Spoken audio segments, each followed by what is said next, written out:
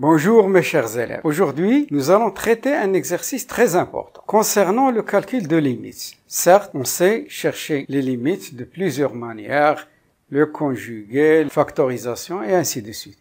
Mais cette fois-ci, je vais vous montrer un procédé très intéressant et qui vous permettra de résoudre les limites les plus complexes. Alors suivez attentivement et pour cela, nous allons utiliser ce qu'on appelle le nombre dérivé. D'abord, je vais vous rappeler la dérivabilité. F est dérivable au point x0 si et seulement si limite de f de x moins f de x0 sur i quand x tend vers x0 sur x moins x0 est égal à f' de x0.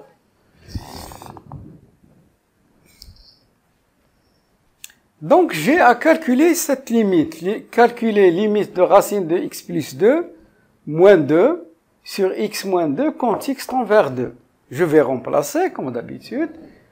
2 plus 2, c'est 4. Racine de 4, c'est 2. 2 moins 2, c'est 0. Au numérateur, on a un 0. 2 moins 2, c'est 0. C'est une forme indéterminée. D'habitude, qu'est-ce qu'on fait? On multiplie par le conjugué de racine de a moins b à racine de a plus. Mais cette fois-ci, je vais choisir un autre chemin. Et c'est très intéressant de le connaître. Je prends la fonction, cette fonction racine de x plus 2. On pose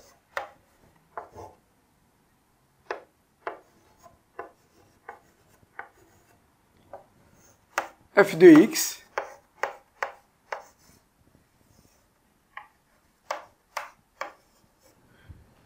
certes, certains élèves vont se demander mais pourquoi vous avez choisi cette fonction? Parce que, par analogie, pour faire apparaître cette limite. Donc regardez bien, je vais calculer f de 2, calculant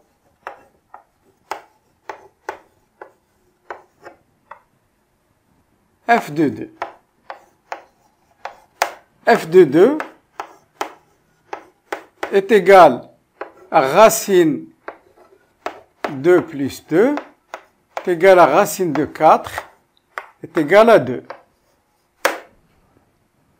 Donc, on a tout. Donc, c'est quoi x0 ici? x0, c'est 2. Alors, remplaçons. Limite de racine de x plus 2 moins 2 sur x moins 2, quand x tend vers 2, je remplace. Limite, c'est quoi racine de x plus 2? C'est f de x. C'est quoi f de 2? C'est 2. C'est quoi 2? C'est f de 2. Sur x moins 2, quand x tend vers 2. Regardez très bien. Voilà que la définition de la dérivabilité est apparue. C'est quoi ça? Ça, c'est le nombre dérivé. À quoi est égal? À f' de x0, c'est-à-dire f' de 2.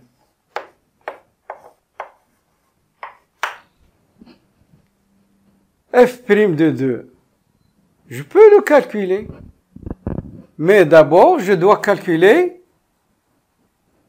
calculant la dérivée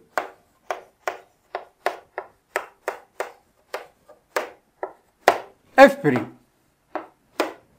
f' de x est égal. Vous savez très bien la dérivée de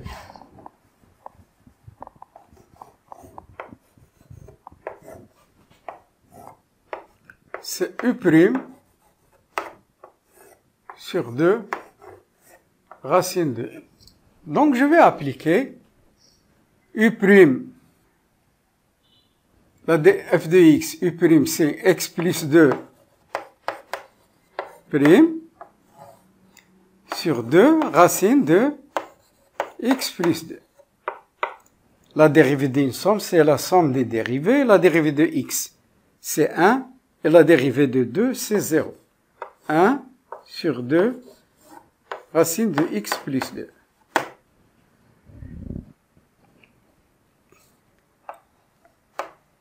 F' de x est égal à 1 sur 2 racine de x plus 2. Donc, f' de 2 est égal à 1 sur 2 racine de 2 plus 2 est égal f' de 2 est égal à 1 2 racine de 4 est égal à 1 sur 2 fois 2 est égal à 1 quart.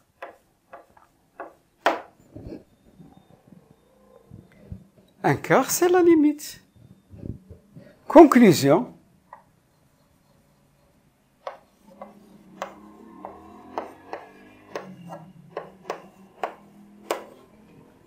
Limite de racine de x plus 2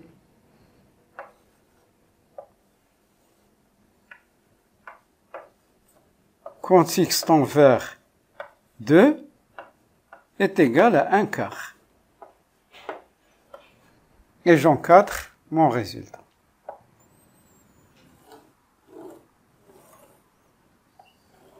Passons maintenant à la deuxième question. Calculer limite de cos x moins 1 sur x quand x tend vers 0. Je vais procéder de la même manière. On pose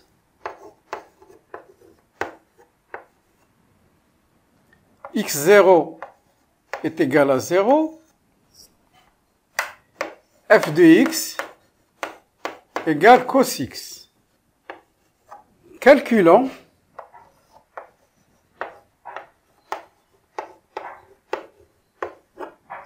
f de 0.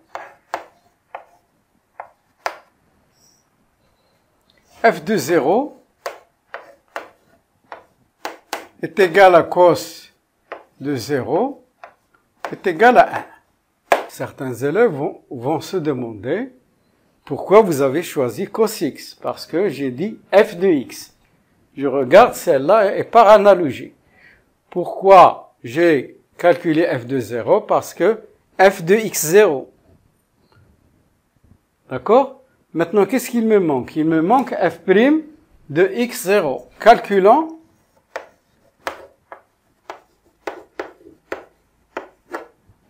f' de x0. f' de x0, c'est f' de 0. Mais je ne connais pas la dérivée f'. D'abord, je donne rappel, la dérivée de cos x, c'est moins sinus x. Il ne faut pas l'oublier, la dérivée de cos x. Donc, maintenant, je calcule la limite. Limite de cos x moins 1 sur x quand x tend vers 0 est égal. Cos x, c'est quoi? C'est f de x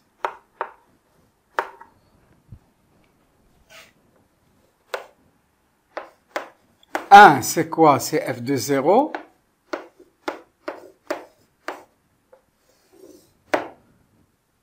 sur x moins 0 quand x tend vers 0. D'après la dérivabilité, ça va me donner le nombre dérivé f' de 0. Mais je n'ai pas encore calculé la dérivée. Calculons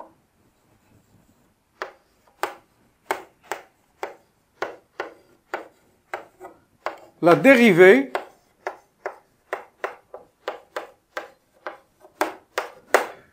de f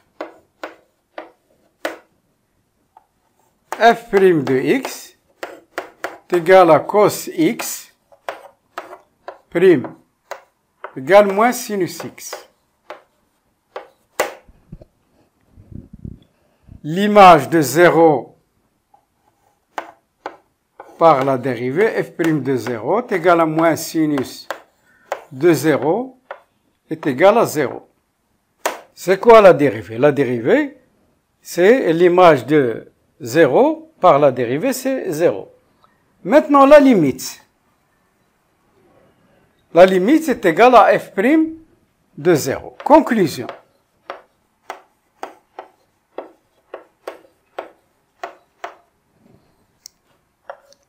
Limite de cos x moins 1 sur x quand x tend vers 0, comme je vous ai dit, est égal à f' de 0. f' de 0 est égal à 0.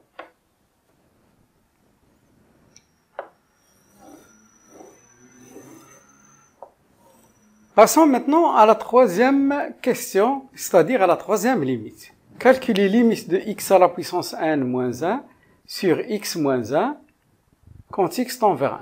Donc, vous connaissez jusqu'à présent le procédé, c'est facile. Posons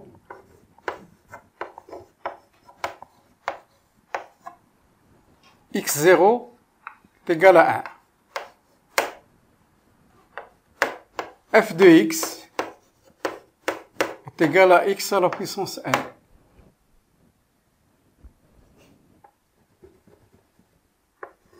Calculons f' de x.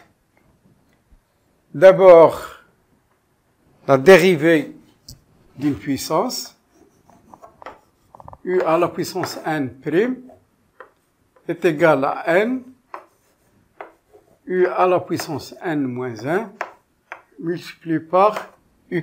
f' de x est égal à x à la puissance n'. U c'est x, donc ça nous donne n, x à la puissance n moins 1, multiplié par la dérivée de x, c'est 1. Donc ça nous donne n, x à la puissance n moins 1. Limite, calculons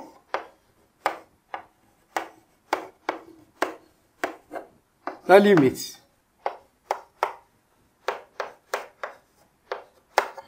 Limite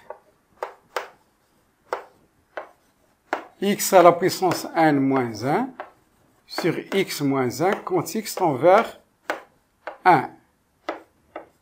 Je remplace. X à la puissance n, c'est quoi? C'est f de x.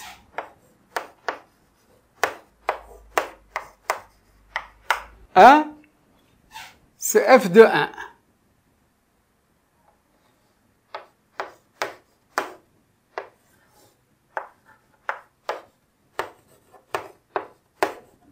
f de 1 est égal à 1 à la puissance n est égal à 1.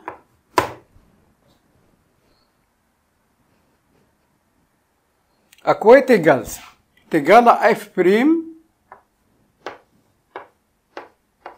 de 1, d'après la définition de la dérivabilité. C'est le nombre dérivé. f' de 1, je n'ai pas calculé, je calcule maintenant. f' de 1 est égal à n multiplié par 1 à la puissance n moins 1. 1 à la puissance n moins 1, c'est 1, est égal à n.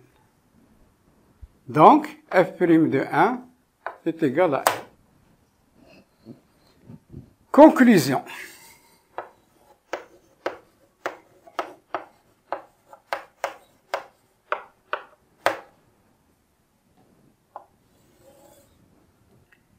Limite de x à la puissance n moins 1 sur x moins 1 quand x tend vers 1 est égal à n.